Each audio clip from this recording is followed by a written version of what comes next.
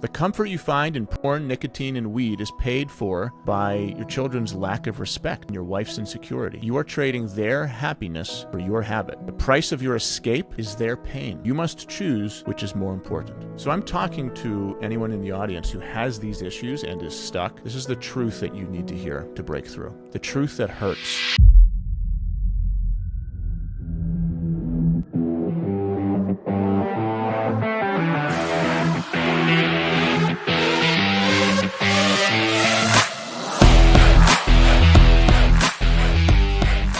Hi everyone, welcome to the Rising Father podcast. Just recorded my last one. I was going to record this one, and then I started telling a story about a call I had, and I ended up talking for 20 minutes. So I said, let's be efficient with our time here. Let's just make that a podcast, and then do the next one here. So I got 2 podcasts I'm doing in this hour, which is great. Take up a whole week. And like I said, I'll be on, when this comes out, I'll probably be on vacation. And they'll be all scheduled out, ready to go, so I can be present with my family and not have to worry about recording a podcast when I'm on vacation with my family. So I said on this podcast, I am going to take a bunch of different answers from the thousands of surveys I've gotten for the Men of Fire program, and I'm going to go over some of the most hard-hitting, painful points from guys, point out some hypocrisies, point out some places I can help, some things to think about, and I guarantee if you're listening to this, then you'll be able to relate to what these guys are going through. So these are going to be, emotionally charged issues that a lot of guys have, and I'll share them with you. Not going to mention any names, anything like that. I just pulled bits and pieces, and I've had this program for 2.5 years now. So I went back in the archives and just found some gold for you. And when people apply, they bare their soul. They're extremely open and honest. And like I said last podcast, the people that are the most open and honest make the biggest changes. And that's just step one, though. There's a segment of people who apply and then never book a call. Like I've got this whole CRM system. A CRM is client relationship manager? I think it makes sense to me. But it's a software system that emails and texts people, gives them reminders for calls and applications. And I have a whole separate sequence that goes out to people who fill out applications and don't book calls. I have people that you can tell, they write me novels. It's like this application probably took them 30 minutes to fill out, and they might have been in tears as they were writing it, and then they don't book a call. So I have a whole email and text series that goes out to those people. It's like, hey, what's going on? Let's book a call. Because if you're in that state, you're in a suffering, stuck state. You're indecisive. You don't take action. You procrastinate. And guess what people who procrastinate, don't take decisive action, and are stuck do? They don't take decisive action. They don't take action. They stay stuck, and they procrastinate. So wanting to change is great. Being motivated is great. Thinking about changing is great. Filling out an application is great. But if you don't book the call, it doesn't matter. It was all a waste. So the sequence, like, hey, what's going on? And I make it as easy as I possibly can for them, but I can't do it for them. It's just not their time. And the guys who it is their time, they'll make it happen. I can't. Taking ownership is part of the transformation process. There's no babysitting here. There's no showing up at your house in a helicopter and forcing you to do push-ups like David Goggins. Like, no, you have to take ownership of your own life. And the fact is, some guys just die miserable, depressed, and stuck. As sad as that is, that's the reality. And I can't take the guilt on of people who decide not to change. That's a very freeing thing for me. It's a very anti-Catholic perspective. I was raised Catholic. And I'm going to try not to go on this tangent for 30 minutes and make this another podcast. But I was raised Catholic. You hear about Catholic guilt. One of my biggest breakthroughs was stopping myself from taking on the guilt of other people. Like, I couldn't, like this guy, why didn't he do it? Or someone in my family, I wish they were different. I wish they would change and they'd be so much happier. Like Mel Robbins says, let them. Whenever we try to control what's outside of our control, we just bring suffering to ourselves. they are not my responsibility. They are not in my control. I cannot force anyone to do anything. I just have to worry about me. That is it. If I can become the best me, everyone around me gets a better me. That's the only thing I'm focused on and worried about right now. My wife gets a better husband. My kids get a better father. People in my group get a better leader. That's all I can do. So, no, when someone fills out an application and doesn't book a call, I'm disappointed. I'm like, oh, I could have helped you. And then I move on. And I'm like, okay, who's the next guy? Who's the next guy up that can help me? You know, sit and think about it and feel guilty and like, oh, I should. No, nope. The longer you feel like that, the less you can help the next person. So, sorry, you need to make it happen for yourself. I can help you if you want to be helped. On to the surveys. What we got here. All right. Took some notes. Went through tons of surveys, pulled out a bunch of, the most painful points, the most gripping things guys need to work with. And here's there'll be quotes and all kind of things. So a lot of these are from guys that are at a breaking point. And these are men who sometimes are intellectually aware of their failures, but emotionally drowning in them. They possess the key ingredient for transformation, which is desperation, but it's crippled by a deeper ingrained system of self-sabotage. So you desperately want to change your life, but your self-sabotaging habits are so powerful, they enslave you in a cage. You are in a prison of your self-sabotaging habits, and you can't get. It doesn't matter how badly you want to get out of it. You can't get out of it. So here's some pains guys have. They find themselves in an existential crisis rooted in their identity as a man, as a partner, as a father. There's the pain of rejection. My son doesn't look up to me. My kids don't find comfort in my kids don't find comfort in me.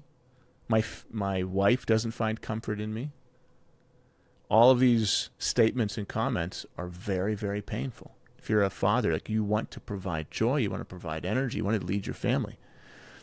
This is a complete rejection of the role of a father as the family's anchor. And for a man, this is a soul-level wound. This is deep. You feel like a ghost in your own home, physically present, but a failure emotionally and spiritually. So I'm curious if anyone could relate to that. Pain of self-loathing, shame. Some guy said, I see myself as fat and weak-minded and weak-bodied.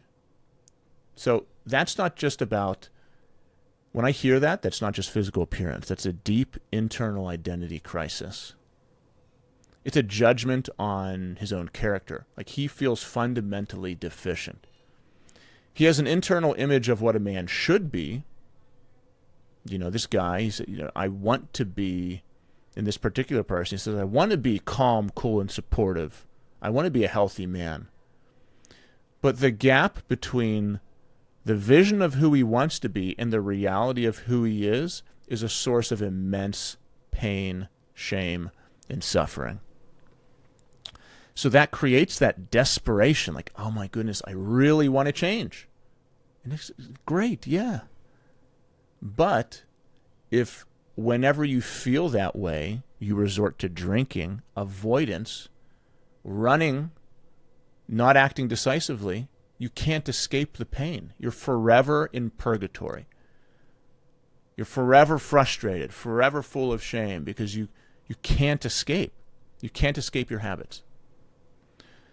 The pain of unreliability. Some guy said just flat out, I'm unreliable. That word encapsulates, I think I said that right, the failure of leadership as a father. A father who is a strong leader is dependable. He can be relied on. He's reliable and dependable. That's what a father needs to be for his family. If your wife looks at you and she's like, I hope he gets his shit together, that's a terrifying feeling. That's like being on a ship at sea and the captain is drunk and you're like, I hope we're going in the right direction. everyone on board is terrified. The father must be the most reliable person in the family's life. And this particular guy knows he isn't, which feeds the cycle of shame and the family's lack of faith in him. But it's not enough just to know you're not. And it's not enough just to apply to somebody's program. You have to do something about it. You have to actually do something about it.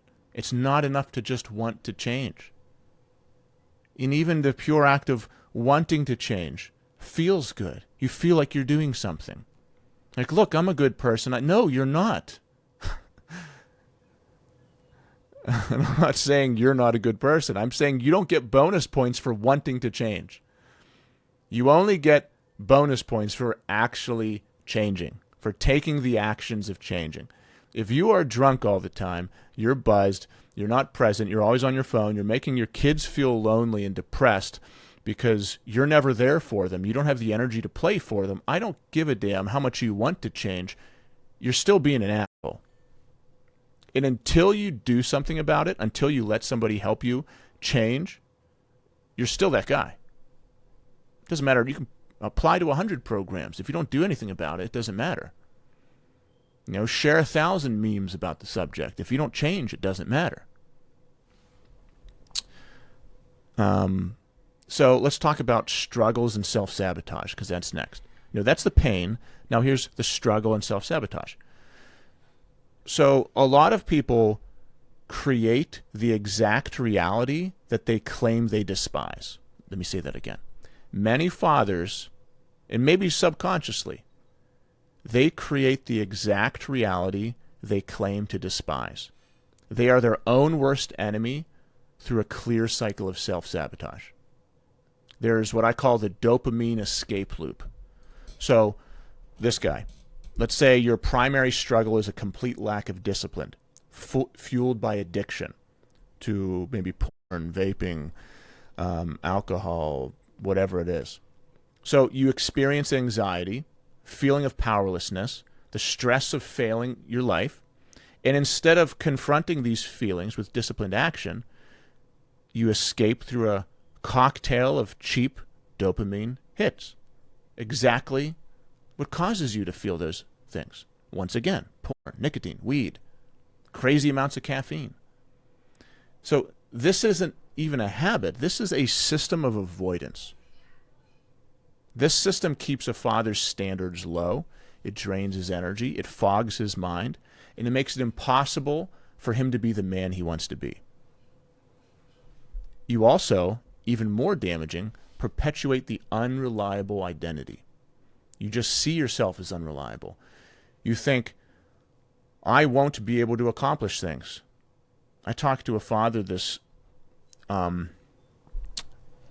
week who his whole issue was, I'm undecisive. He's flat out said, he was almost in tears yelling at himself on the call. He's like, I hate myself because I can't make a damn decision. It's like, I'm so undecisive. And then this really, really sad part is when it was time for him, like I accepted him into the program. I was like, let's go to work. He couldn't decide. No matter what I said, he couldn't decide.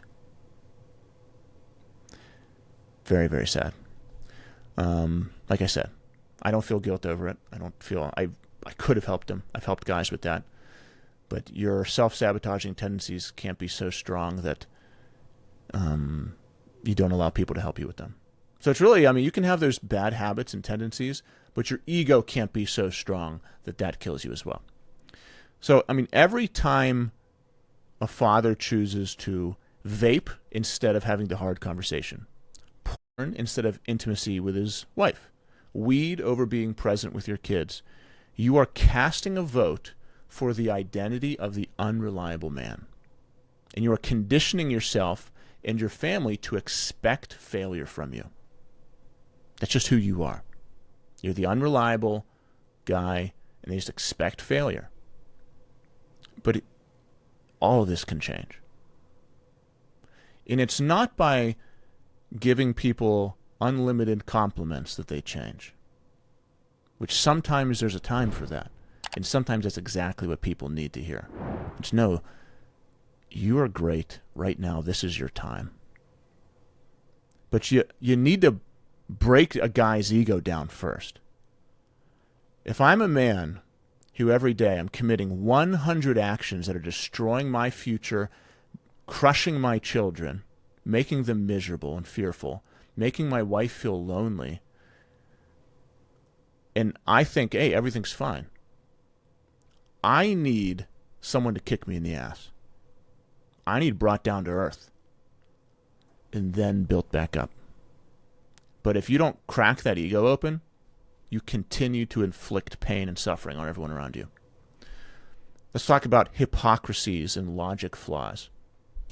So, the only way you can break your pattern is if you can see the logical flaws in your thinking and the hypocrisy in what you believe. Because we all create stories to ourselves that we believe 100%. The bigger your ego is, the more you don't allow those things to be questioned. Whenever someone comes along and says, no, this way of thinking is incorrect, here's the damage it's doing, your A plus B equaling C, no, it's actually your A plus B is equaling F, and you're failing.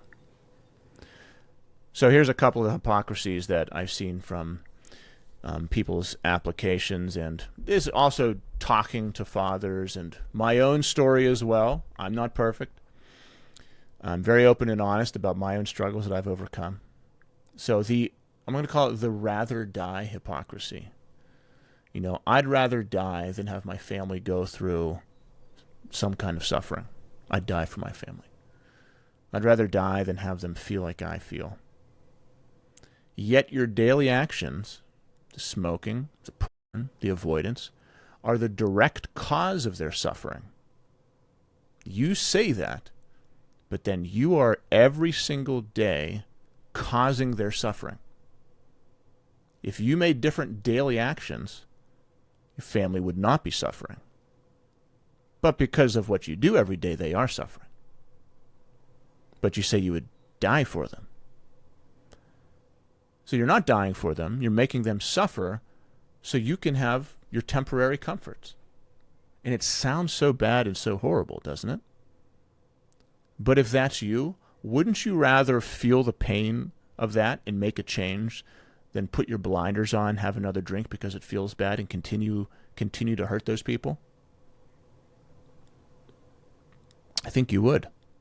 You're slowly killing your family's spirit and future to protect yourself from the discomfort of discipline. You'd say you'd rather die for your family. All of your actions and habits are the cause of their current suffering, but you will not remove them because you like them so much. You love the feeling of comfort more than you love seeing the effects of discipline on your family. You know, the drink and avoiding the pain of a stressful work day is more valuable to you than playing with your kids. And I know that stings. I know that hurts if you can relate to that. Now, don't go drown that in the beer. Do something about it. Powerless leader paradox. You want to be a pillar of unconditional comfort for your family. Yet you claim, I feel like I have no willpower. A leader cannot be powerless. This is a victim mindset. You cede authority over your own life to your addictions. You say, I have no power. You're waiting for power to be given to him instead of taking it. That's like the guy who says, the guy who's overweight, drunk all the time, smoking weed, not present, failing himself and his family. And he's like, I'm waiting for God to save me. I've talked to people like that. They're like, Chris, I need help. I need saved. I need to change this part of my life. And I'm like, okay, do these things. And as soon as they see that those things require work, being uncomfortable, sacrifice, not being safe all the time, they're like, oh, Jesus is going to save me. And then they take a swig of a beer. No, Jesus wants you to work. Nathan had a great story for me. He said he heard this from YouTube or somebody. He said it to me. I posted on my stories. So it was like a Jesus story. And he said, it was like a parable almost. Sorry, I wish it was more clear. And he said there's a guy who like was praying to God and said, God, I'm stuck. Why aren't you saving me? And then God said, why aren't you using all the tools I gave you? I heard your prayers and I gave you the shovel. Why aren't you using it? Now you're stuck in a pit. And you said, God saved me. He puts a rope down for you to climb out. And you say, why aren't you rescuing me? He said, I gave you a rope. Like, yeah, but I'm tired and I don't feel like climbing out. Nope, doesn't work like that. The limited resources fallacy. Let's go over that one. It's a good one. Some guys claim they're always short on money, always have limited resources, always can't, you're always struggling financially. But these same people are addicted to nicotine, vaping, weed, and alcohol, and spending on Amazon. You're always short on money. You never have the resources. You never have investments to spend on yourself, to fix your problems. But in your daily actions, all of your money is going towards things that are killing you and your family. But you will not change that. So you state to the world, I would change if I had more money. That's what I want to do. And then the real you is spending everything you have on the things that are keeping you from being changed. Hypocrisies, logic flaws. So here's some truths that these people need to hear. And some of these people have come into my program and they've changed their lives. And some people have applied and not booked calls. Some people have, doesn't matter. Who knows? This goes back years or thousands of applications. Lots of conversations. Truth number one, you are not a victim, you are a volunteer. Your addictions do not have power over you. You give them power every time you choose them. You are volunteering for this life of weakness and unreliability. You are volunteering for this life of weakness and unreliability. So my program, Men of Fire, will work for you once you accept that you are not a victim. You have to take ownership. Once you accept that you are the one who's in control of your life situation, like Jocko says, complete ownership, then it will work for you. Then you can do it. You won't make it in if you say it's somebody else's problem. I'm like, all right, well, it's not going to work for you, so come back in a couple years once your ego is broken down. Truth number two, your family's suffering is a direct result of your own comfort. The comfort you find in porn, nicotine, and weed is paid for by your children's lack of respect and your wife's insecurity. You are trading their happiness for your habit. The price of your escape is their pain. You must choose which is more important. So I'm talking to anyone in the audience who has these issues and is stuck. This is the truth that you need to hear to break through. The truth that hurts. It's like going to the doctor and you need, he's like you got an infected tooth and we're back in the old days and he's rip it out. Hurts, but it's going to save you. Truth number three, as Jim Rohn has said, the pain of discipline is nothing compared to the pain of regret. The anxiety of quitting your habits is temporary. It's a small fire you must walk through. The pain of watching your family disintegrate, or of your son growing up to be a weak man because he had no strong father to model, or your wife finally giving up on you. That is a permanent, all-consuming pain. So you need to choose which pain you're going to suffer. And truth number four for the I never have money for anything guy, I'd be ripped, disciplined, and thriving marriage if only I had a little bit more money that I'm currently spending on vices. For that guy, stop saying that. You have resources. You're just investing them in your own failure. Calculate the monthly cost of your habits. That is the money you are stealing from your family's future. Okay? It's not a resources problem, it's a priority problem. That's the issue. It's where you're spending your money, not the money. So once again, it's discipline, it's habits. So here's the good news. If that's you, you're at the bottom. Okay? And the bottom is a solid foundation to build upon. So if you are ready to take action, then take action. If you're ready to take action, then don't do anything, like right now, as soon as this call is done. Then you are the decisive action guy who doesn't change his life because he can't decide to take action. Like he realizes he's undecisive, and then when the opportunity comes for him to change his life, he's undecisive. Forever stuck in hell. Never able to move yourself forward.